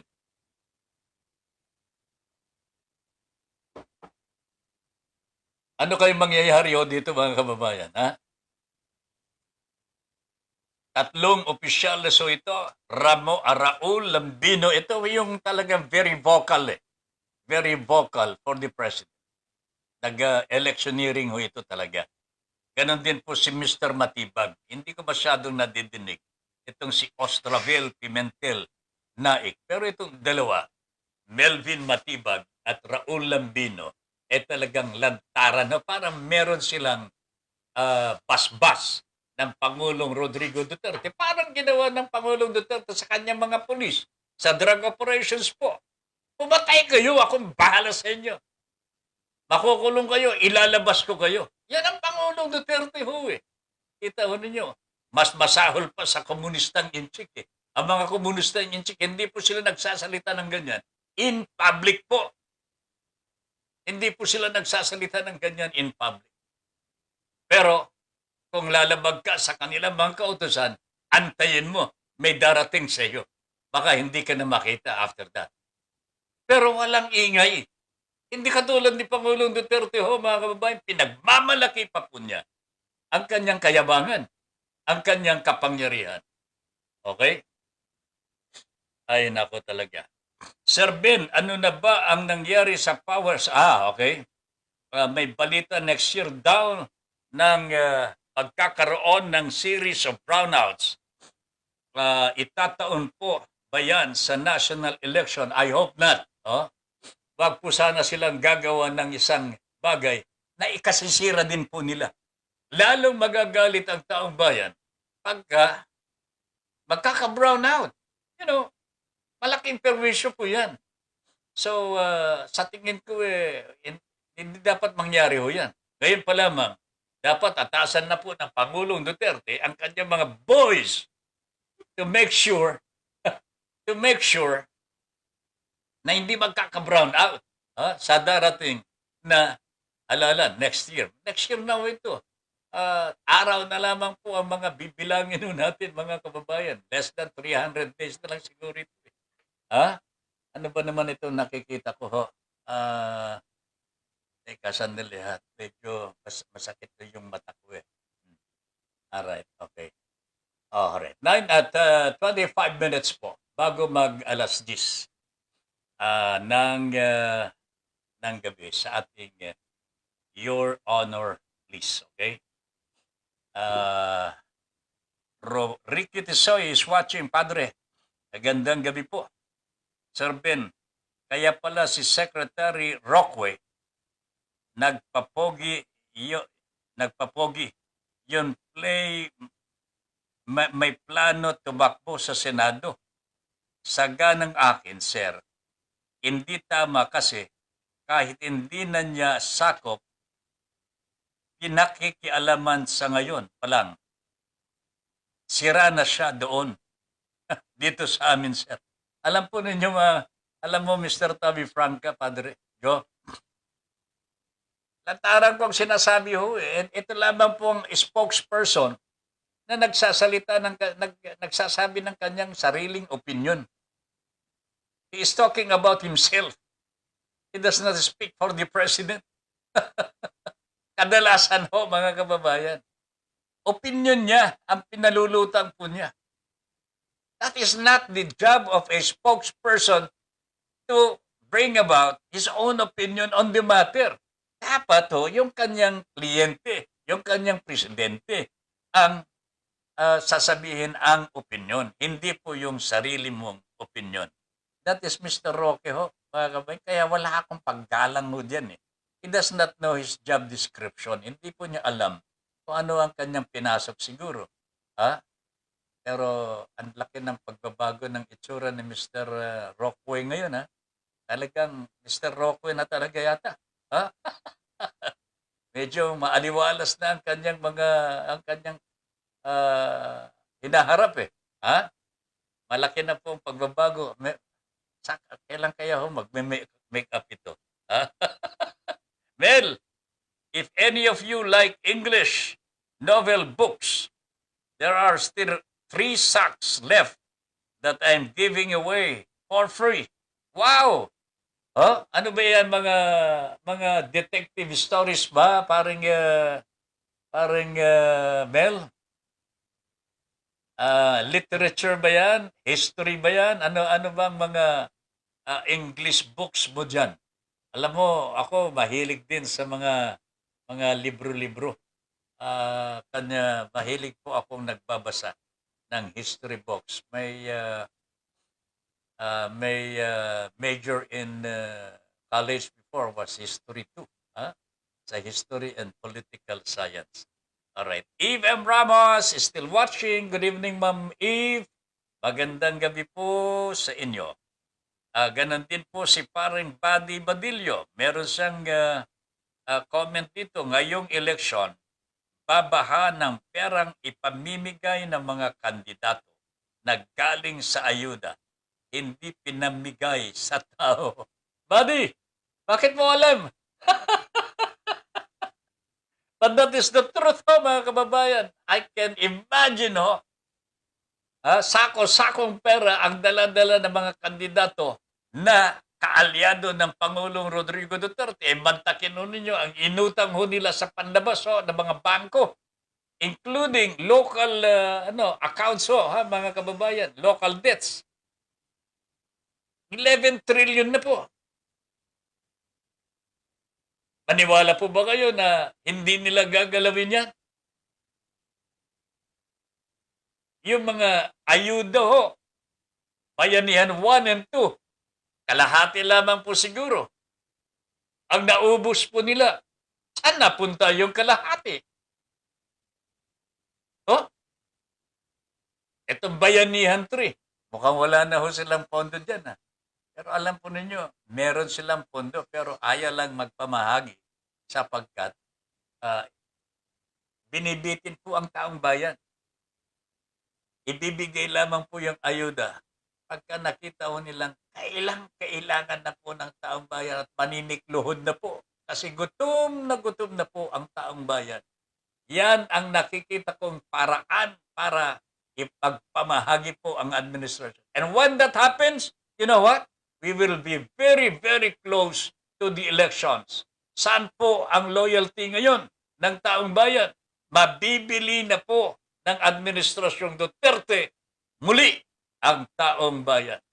Hindi na po siya iboboto sapagkat magaling siya, matapang, and so on and so forth, katulad po ng 2016. Ngayon po, iboboto siguro siya ng taong bayan, yung mga siraulo, kasi nagpapamigay po siya sa oras ng may na pangangailangan ng mga mamamayan. Ano sa tingin ho ninyo, mga kababayan po namin? Isipin ho ninyo yan. Wala po ngayon. Kasi kaya pa ng ating mga kababayan. Kaya po Pero pagdating po ng October na yan, nagpapail na ng Certificate of Candidacy. Mag-iikot-ikot na mga kandidato. Ayan. Dito na po makakaramdam din po ang taong bayan ng mas mahigpit na pangangailangan ng kaperahan. Okay? Wala na silang pambili ng pagkain kasi inipit po yung ayuda Di ba? Ngayon, darating yung kandidato. Sir, maawa naman po kayo. Wala na po kami pagkain. Ben, halika. Dito tayo sa tabi. Ano bang kailangan mo? Sir, wala na talaga kaming makain. Pamilya ko, gutom na po. Huwag ka na lang maingay, Ito sa iyo. Binigyan po, libo-libo. Pero, kampi natin kita, Ben, kampi na tayo, Opo, sir.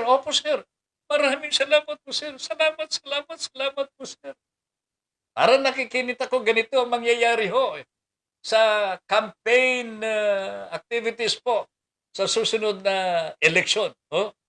Ano pa sa...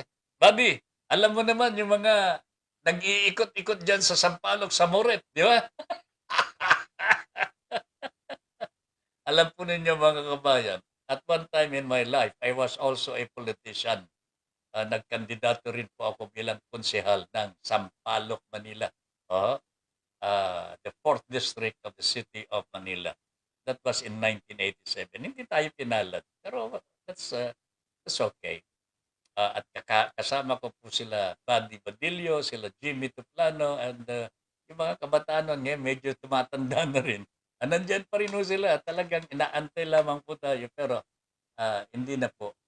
37 na ako Parang Buddy, 37 na tayo Ikaw, ano na, ilang taon ka na partner, Okay. Pero nakikita ko na parang ang mangyayari dito, mga kababayan, at a time when people are really wala nang so desperate na ho.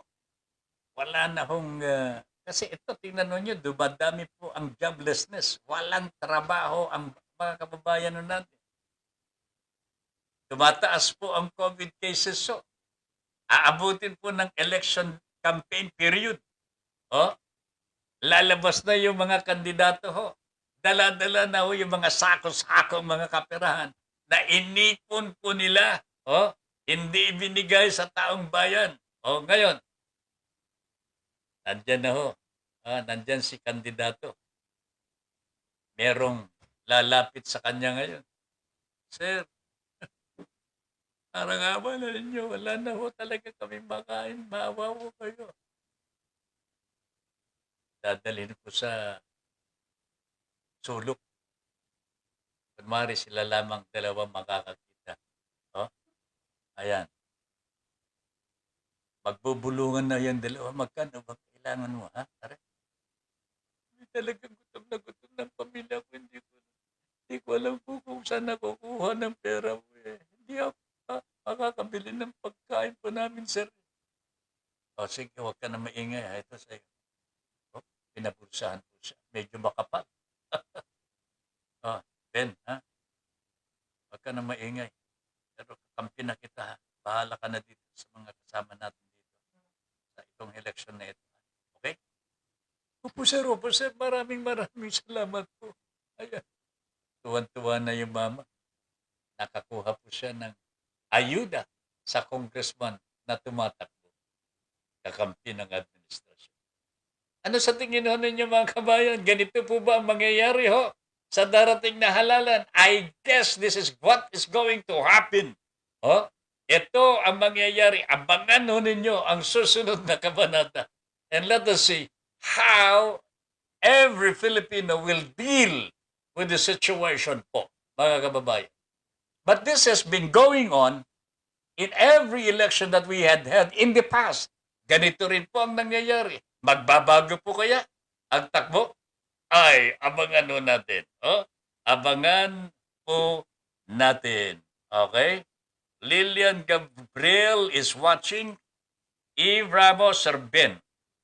Ang communist country, walang voice at power ang mamamayan. Tama. Pero may ginagawa ang kanilang gobyerno na maganda sa kanilang bansa at mamamayan. Tayo nasa democratic country, may boses ang may boses ang masa, pero pinapakinggan po ba ng gobyerno? yan ang tanong. Siyempre hindi po. Meron po bang nagawa ang gobyerno sa mga mamamayan at bansa, lalo na ngayong pandemic? Siyempre po, wala din. Napapaisip tuloy ako. Bakit? Ikaw lang ba ang napapaisip, Eve? Pero, tandaan mo, ang communist countries, tama yun. May ginagawa po ang kanilang gobyerno. But over and above the needs of the Filipino people, mas corrupt ang mga nasa communist countries, Eve. Sa totoo lamang. Tingnan mo ang bansang China. Maganda ho sa mga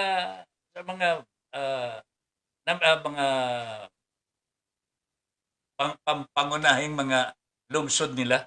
Magaganda ho, di ba? Ang sceneries, meron pong construction and so on and so forth. Pero deep inside China, go to the remote provinces and see how life is there. Mas maraming mahihirap na mga komunistang in-check kaysa mga mahihirap na mga Pilipino dito sa atin. Sa totoo lamang po yan. Okay? Because communist governments, not only China, are more corrupt than those in the democratic countries. Alam po ba ninyo kung bakit? Kasi wala hong paraan ng mga mamamayan na magreklamo. So palpal kagad ang mga mamamayan eh. Mabuti nga po dito sa atin, medyo meron pa tayong ah, kapangyarihan na magreklamo kuno. Kahit wala naman pong mangyayari. Yan lang kaibahan po sa dalawa. Pero ang masakit po dito sa communist countries, enteramente wala ho silang kapangyarihan na magreklamo. Diyan ako, hindi ako sasang-ayon. Diyan ako hindi po sumasang-ayon. Okay? I'd rather have a little freedom than nothing at all. Diba? Actually, sa mga communist countries, sa totoo lang, uh, sa loob ng bansang China, there are more people who are in dire need of support also from their government. Pero hindi po sila kinakalinga. Di ba? Marami pong mahihirap sa kanila at naghihirap pa hanggang sa mga sandaling. There are those. Yung sa iba, talaga, if you are with the Politburo, if you are with the party, you belong to the group, masagana ang buhay mo. Pero paano ho yung mga hindi kasama? And China is 1 billion people. Okay? Kanya nga ho, naghihigpit po sila sa ibang mga lugar sapagkat marami na pong kumakalas. But that is how it is with communist countries, ho, mga kababayan. Corruption is heavier than in democratic countries because they can fulfill, gagawa ho nila ang kanilang nanaisin sa kanilang gobyerno, yung pera ng gobyerno, pwede nilang ibulsa yan pagtutulungan nilang libasin ang pera ng gobyerno. Wala hong maglalakas loob na magreklamo. That's the communist government. And I don't like that to happen here in our country. Okay. Sir Ben, okay. Sige na. Thank you, Eva. Hi, you have good points there. Maganda ho ang mga pero ang totoo niyan, wala hong kalayaan ang mga tao eh. Okay sana kung makita ho natin ang buong China, well-to-do, lahat. Katulad po ng ibang mga well-to-do countries. US, Europe, Japan, meron pa rin po mga barong-barong everywhere, ano? Pero not as yung bang hindi katulad po sa China na talaga makikita mo po yung mga medyo lugar na makikita mo rin dito sa Pilipinas. Okay? Pero ang higit sa lahat, pagka sa communist country like China, wala hong kapangyarihan ang mga mamamayan na magreklamo. Okay? Hindi naman po siguro malusog yan para sa mga katulad po natin, pinaglaban po ng ating mga ninuno ang ating kalayaan. That is why we are free. Otherwise, kung hindi po lumaban ang mga ninuno natin, baka nasa Hapon pa tayo, nasa Amerika, nasa Espanyol, baka nasa China na po tayo eh. Di ba? Pero pasalamat po tayo, meron tayong mga magagaling na mga nauna po sa atin, mga tatay at nanay, lolo at lola natin, na nagtaguyod para tayo ay magkaroon po ng kalayaan. Kanya nga po, ang pakiusap ko po sana sa atin, ngayon na tayo naman ang nasa poder na pakagawa ng kabutihan para sa susunod na mga henerasyon. Tayo naman po yun eh, sa ating pong mga anak. Bakit hindi natin itaguyod ito? At iligtas po sila sa communist rule. Di ba? Ito na po yung ating responsibilidad eh. Nagampanan na po ng mga lolo at lola natin ang kanilang gampanang responsibilidad po para sa atin. Tayo naman ito ngayon. May responsibilidad na itaguyod ang bukas para sa ating mga anak. Okay? So, please lang ho, mga kababayan. The ball is in our hands. Kumbaga sa let us not drop it like Mr. Duque did. Okay? Sa mga bakuna po natin. Let us preserve the ball, shoot it, para maka-score naman po tayo. Don't drop the ball. Binitawan na ho ni Duque yan. Pero nandyan pa rin po sila. Nandyan pa rin po siya. lang yung buhay talaga nito. Hmm?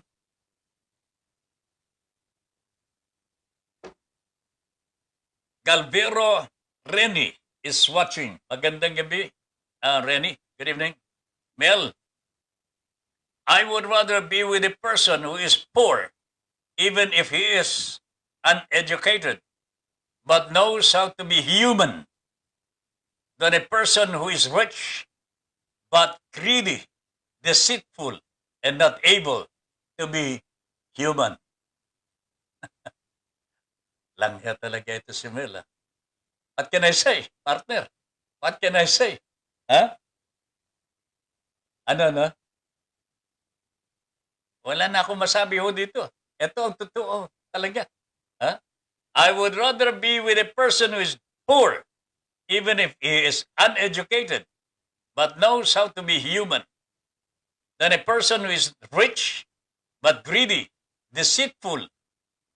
Greedy, ha? Ito yung matakaw, deceitful, kunwari, and not able to be human. Hindi marunong magpakatao. Bigat-bigat. Mel, ang galing mo talaga. Kaya gustong-gusto ka ni Ma'am Mercy eh. Ito, sabi ni Ma'am Mercy, magkasunod ho kayo. Bakit gano'n? Nag-uusap ba kayo? Magkatabi ba kayo dyan? Oh? Oh. Magkaroon ng dayaan po yun. Kapag mag-brown out, lagi naman yan nangyayari. Not on election day talaga ho, Ma'am Mercy siguro. Hindi po siguro gagawin yan. Maliban lang kung talagang masama na po ang intention na para madaya ho nila ang result ng election. I-brown out ho nila at pagka may ilaw na, lalabas na ho yung election results, panalo na ho sila. Okay?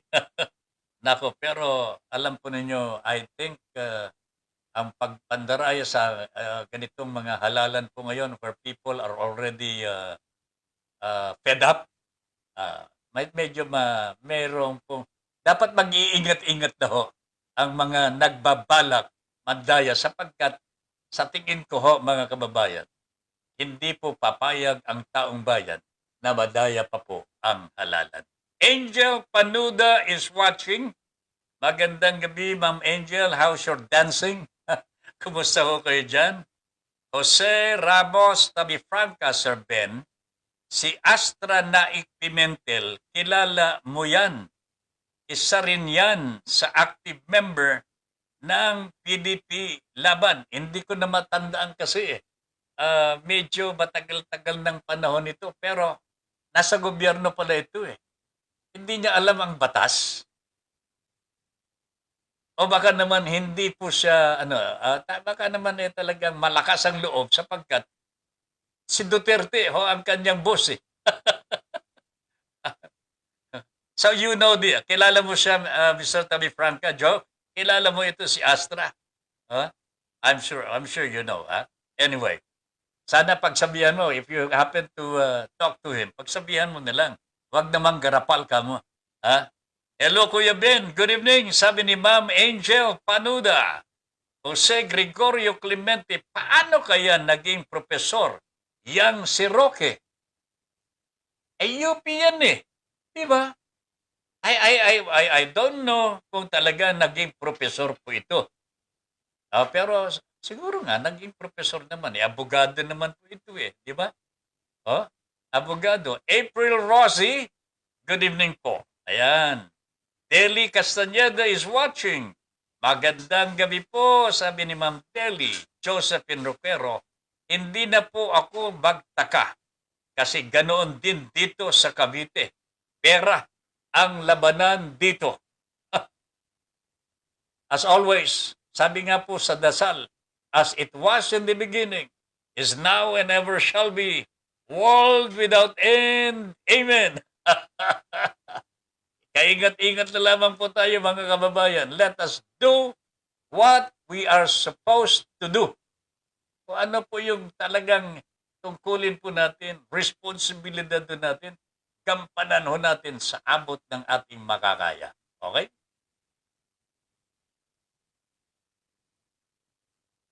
Huwag maninira, magkapera lang. Hindi, mali ako yata yun.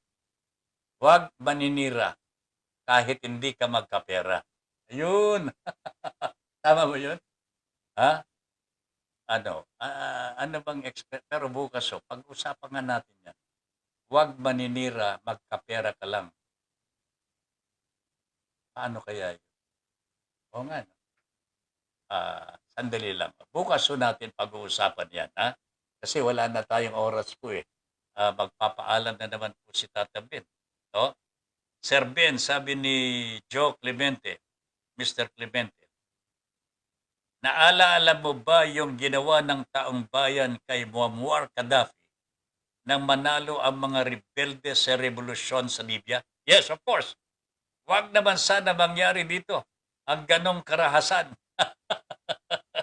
Alam mo, partner, mangyayari ho yan.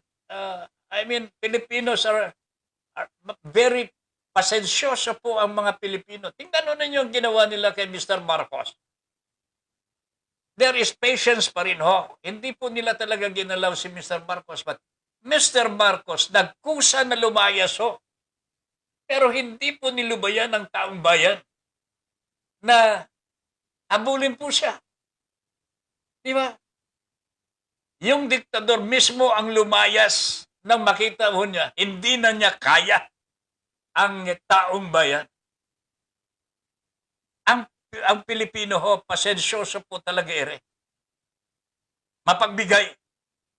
Pero wag lamang aabot sa sukdulan. Kanya, wag po saan nang paabutin sa sukdulan ho. Maubos po ang pasensya ng Pilipino sapagkat maaring mangyari nga po yung tinatawag ni Mr. Clemente, revolusyon sa Libya. Okay? It could happen again. And sana ho, I was a participant to the EDSA revolution ho, from the beginning up to the end. Hanggang sa magkaroon po tayo ng EDSA revolution.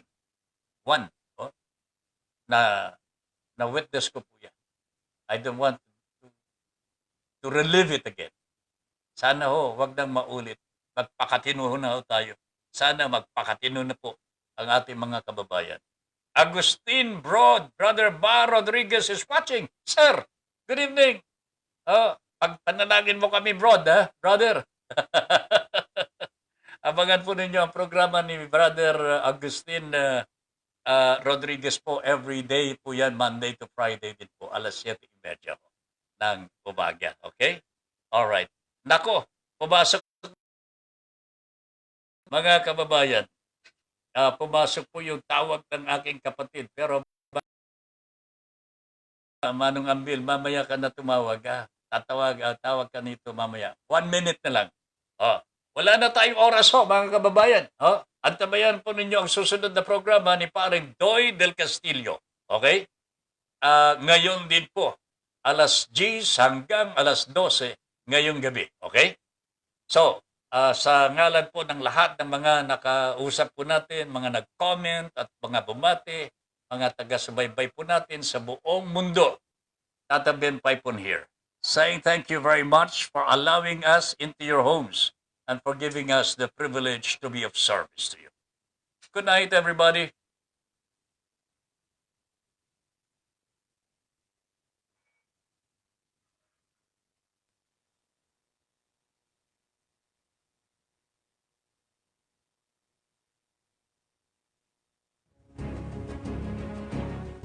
Inyong natunghayan ang isyong napapanahon. Hanggang sa muli, dito pa rin sa Broad Streamcast Communicators. Para sa malayang pamamahayag. Your Honor, please. Maraming salamat po.